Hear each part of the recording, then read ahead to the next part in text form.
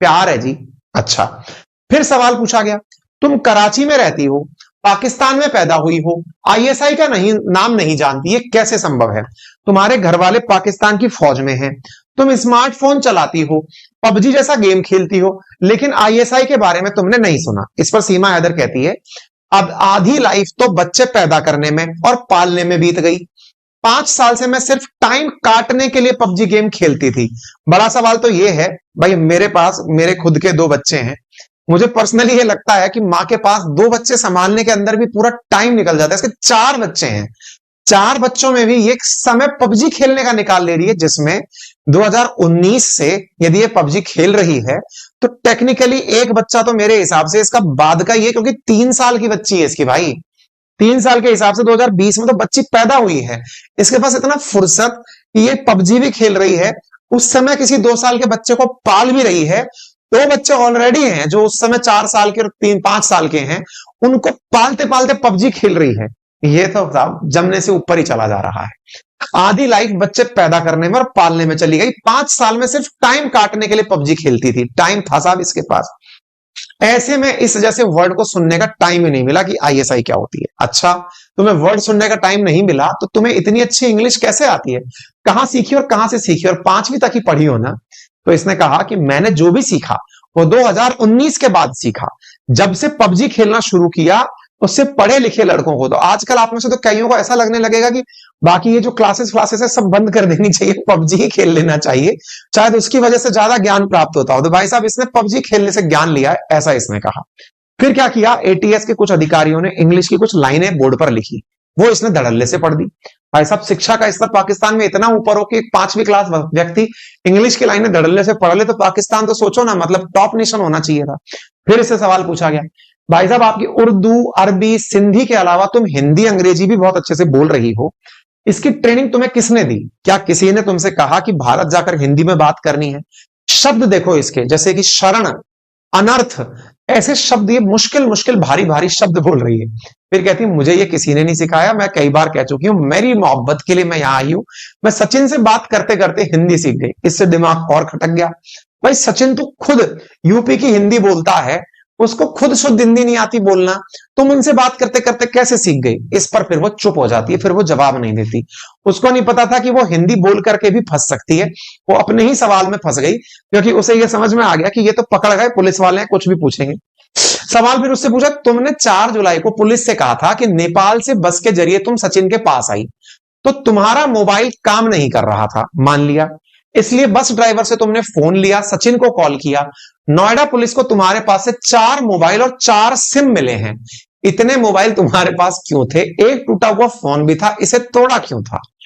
सीमा कहती है, नेपाल से भारत आने के बाद मेरा पाकिस्तान का सिम काम नहीं कर रहा था। मैं सचिन के पास आई थी, तब उन्होंने मुझे नया सिम ला कर दिया। मोबाइल इसलिए तोड़ दिया क्योंकि मैं नहीं चाहती थी कि पाकिस्तान के लोग मुझे ट्रेस कर सकें। भाई तू पाकिस्तान की एजेंट है कि तू पाकिस्तान की विजय माल्या है कि तू भाग के आ गई तो तेरे को कोई ट्रैक कर लेगा तो पता नहीं क्या हो जाएगा? मतलब ये है कि तेरे को ट्रेस होने का अगर डर है तो ये तो बहुत बड़ा सवाल है कि तुझे पता है कि कहीं ना कहीं कोई मामला चल रहा है? मतलब तेरे को ये भी 5वीं पास लोगों को ये पता होता है क्या कि मोबाइल से ट्रेस हो सकता है?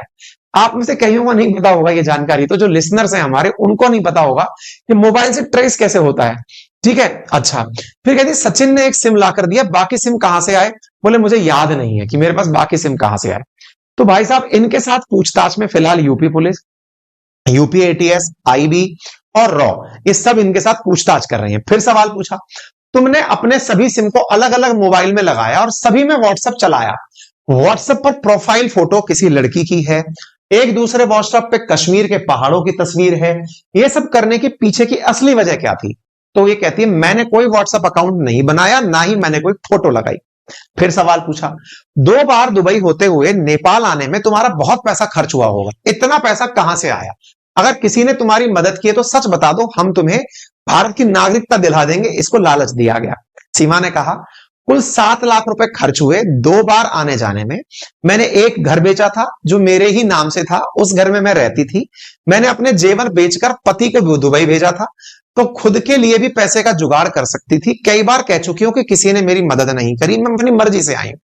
फिर सीमा के प्यार पर सवाल आया, कि भारत में तुम कितनों को जानती हो? तो इसने कहा मैं ठीक से तो नहीं जानती, लेकिन पाकिस्तान में जब थी तो सचिन की तरह और भी कई लोग थे जिनसे पबजी के थ्रू बात होती थी, उनमें से कुछ लोगों को जानती है। तो ये इसका वो सीमा गुलाम हैदर वाला पासपोर्ट है जो आप देख रहे हैं। तुम्हारी असली उम्र क्या है? तो इसने कहा पाकिस्तान में पैसा देकर ऊपर नीचे कुछ भी कर सकते हो। तुम्हारा भारत आने की असली वजह क्या है? बोले मैं तो 4 बच्चे लेके सीमा हूं, लेकिन सचिन के प्यार में यहां चली आई हूं। बोले 8 मई को तुमने नया मोबाइल खरीदा और 8 मई को ही तुमने नया पासपोर्ट बनवा लिया। अगेन ये बड़ा सवाल है भाई साहब। पासपोर्ट जिस दिन आपको बनवाना होता है ना, पासपोर्ट ऑफिस, इंडिया में भी आपको पासपोर्ट ऑफिस जाने की चिंता होती है, प्रॉपर अपॉइंटमेंट लेना होता है, उनके टाइम पे जाना होता है, पूरी प्रोसेसिंग पूरी करनी होती है। ये उसी दिन फोन खरीदती है और उसी दिन पासपोर्ट भी बनवा लेती है। ऐसी स्थिति में फिर सवाल बना कि तेरे बिल के ऊपर सेम डेट डली हुई है, 70,000 रुपए का तू फोन खरीदती है और उस पर डेट 8 मई लिखी हुई है। इसका मतलब ये है कि तेरी प्रॉपर प्लानिंग थी कि ये सारे काम तू कैसे करेगी। तूने 70,000 रुपए का पाकिस्तानी फोन खरीदा भाई, पुराना फोन तोड़ दिया, इसकी वजह बता। तो इसने कहा फोन इसलिए तोड़ दिया क्योंकि बच्चों को सिम चलाने के लिए नहीं दे सकती थी। आईडी कार्ड एक मेरे पति का है भाई, 4 फोन लेकर कोई चल रही है, बच्चों को फोन चलाने के लिए नहीं दे सकती, 4 से पबजी खेलती है, पैरों का भी कभी कभी पबजी खेलने में इस्तेमाल करती है, मुझे ऐसा लगता है। मेरा एक ही आईडी कार्ड है, हर कोई एज कम से कम 3 से 4 साल कम लिखवाता है, इसलिए हमने यहां पर एज कम लिखवा दी। बोला अच्छा भाई, फिर तू ये बता कि तेरे नाम का जो सोशल मीडिया अकाउंट है उस पर फौजियों को फ्रेंड रिक्वेस्ट भेजने, फॉलोअर्स, फेसबुक पेज, यूट्यूब पर वीडियो, दिल्ली एनसीआर के कनेक्शन, ये सब क्या है? बोले ये सब फर्जी अकाउंट है, मेरे इसमें से कुछ भी नहीं है। अब सवाल आया सचिन के पिताजी से पूछने का कि हाँ भाई जी नेत्रपाल जी बताइए। सचिन से पूछा, नेत्रपाल यानी सचिन से पूछा, सचिन के पिता से पूछा कि तुम घर पर भी सीमा से मिल सकते थे, तुमने सीमा से पहली मुलाकात जंगल में क्यों की?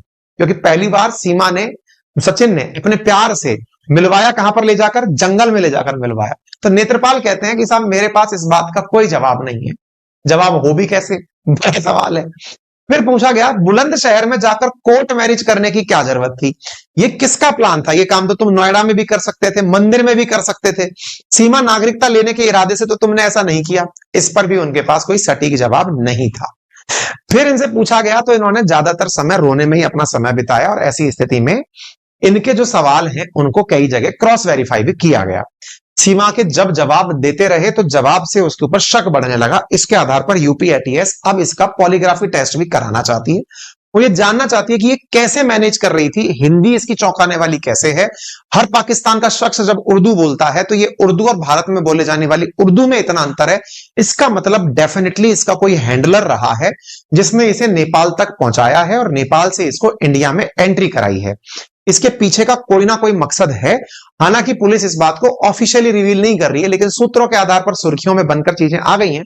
तो अब ऐसी स्थिति में सीमा और उसके बच्चों पर जो पासपोर्ट पर नेपाल का स्टैंप का मिलना हो, सूत्रों के मुताबिक यूपी एटीएस की टीम जांच के लिए फिलहाल अब नेपाल भी जाएगी और एक शारजाह एयरपोर्ट पर भी जाएगी जो इन सब चीजों की जांच करेगी। कुछ सबूत जो इसके मिले हैं जैसे पाकिस्तान का family registration, 2 video cassette, 5 mobile document, ये सब चीजें इसकी मिली हैं। तो आप यहां पर देख सकते हैं। मिनिस्ट्री ऑफ एक्सटर्नल अफेयर से जब पूछा गया कि क्या आप लोग इस विषय पर कुछ कर रहे हैं, तो इन्होंने कहा कि हाँ, पहले उसे हमने गिरफ्तार किया था लेकिन इंक्वायरी के आधार पर छोड़ दिया था। अब उसके ऊपर जांच एजेंसीज जांच कर रही हैं और जैसे भी कोई जांच निकल कर आएगी आप लोगों को अवगत कराया जाएगा। इस पर बकायदा उत्तर प्रदेश की जो डीजीपी ऑफिस है उसके द्वारा एक ब्रीफ नोट इशू किया गया और उसमें पूरे ब्रीफ नोट में बताया गया कि ये कैसे कैसे यात्रा करते हुए कहां रुकी, कितने दिन रुकी। पहली बार जो सीमा है ये 15 दिन के लिए टूरिस्ट वीजा पर 10 मार्च 2023 को पाकिस्तान कराची एयरपोर्ट से शारजाह पहुंचती है, वहां से फिर नेपाल पहुंचती है। 17 मार्च को इसी रूट से नेपाल से चलकर वापस 18 मार्च को पाकिस्तान पहुंचती है। सचिन मीणा 8 मार्च 2023 को गौतम बुद्ध नगर से गोरखपुर पहुंचता है। 9 तारीख को वहां से सोनाली बॉर्डर क्रॉस करके काठमांडू पहुंचता है। 10 मार्च को काठमांडू नेपाल में पहुंचकर एक नई होटल लेता है, न्यू विनायक होटल में कमरा लेता है और वहीं कमरे पर जाकर के ये दोनों लोग आपस में 7 दिन साथ रहते हैं। इसके बाद दूसरी बार सीमा 10 मई को आती है, 15 दिन का टूरिस्ट वीजा लेकर आती है, अपने बच्चों के नाम बदलवाती है। 4 बच्चे हैं जिनमें सबसे बड़ा जो बच्चा है उसकी उम्र 7 साल है, उसका नाम फरहान था जिसको बदलवाकर राज कर दिया गया। पुत्री फरवाहा, उसका नाम प्रियंका कर दिया जो 6 साल की है।